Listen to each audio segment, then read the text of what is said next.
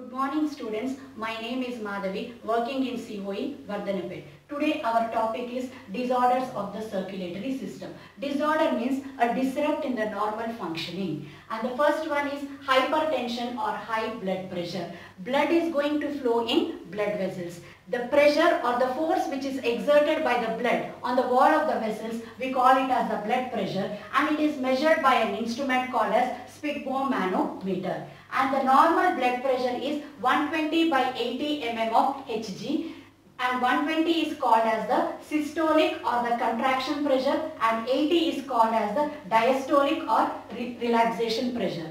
And when this pressure is going to become above 140 by 90 mm of Hg, then we call it as the hypertension or high blood pressure. Here mm of Hg means millimeters of mercury pressure. And the reasons for this high blood pressure is high intake of salt in the diet, and it may also be genetical.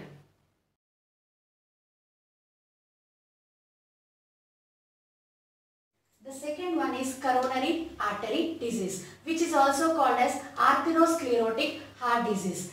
In this, there is narrowing of the coronary artery due to deposition of calcium, fat and other fibrous material in the coronary artery. Coronary artery is the vessel which carries the oxygenated blood to the wall of the heart. Because of the deposition of these materials, the blood vessel is going to become narrow and the blood flow is going to decrease. And the other reasons for this disorder may be smoking, hypertension, diabetes, etc.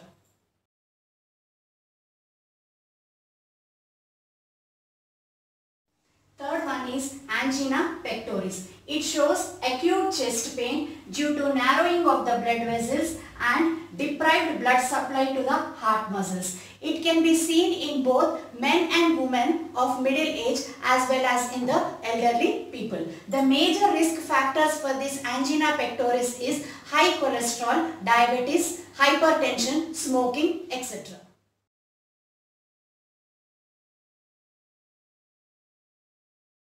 The fourth one is heart failure. It is the condition where heart is unable to pump sufficient amount of blood to meet the needs of the body. The reasons for this is myocardial infarction or heart attack. Heart attack means where the plaque is going to rupture and it is going to form a block in the coronary artery. As a result, the heart muscles are deprived of oxygen and they show necrosis. And the second reason is lung congestion. And there is a difference between heart failure and cardiac arrest. Heart failure is where heart is unable to pump sufficient amount of blood, and cardiac arrest is the sudden stoppage of contraction of the muscles of the heart.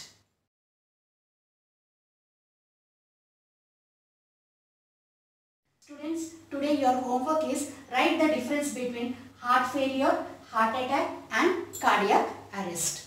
Thank you. Stay home, stay safe.